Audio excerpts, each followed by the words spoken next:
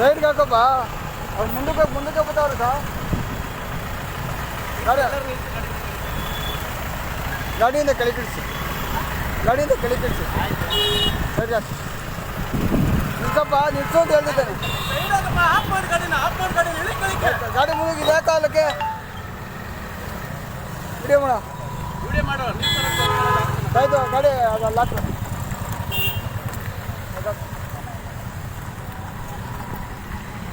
Video ಮಾಡು. ಯಾವ department ಅಂತ ಗಾಡಿ ಗೌರ್ಮೆಂಟ್ ಗಾಡೀಲಿ ಇಷ್ಟು ಜನ ತುಂಬಂತ ಯಾರು ಹೇಳಿದ್ ನಿಮಗೆ? ಇಷ್ಟು ಜನ ಯಾಕೆ ತುಂಬಿದ್ದೀರಾ? ಪಬ್ಲಿಕ್ ಪ್ರಾಪರ್ಟಿ ಇದು, ನಮಗೆಲ್ಲ ಟ್ಯಾಕ್ಸ್ ಬಿದ್ದಕ್ಕೆ ಹೆಂಗೆ ತುಂಬಿದ್ದೀರಾ? ಯಾವುದಕ್ಕೆ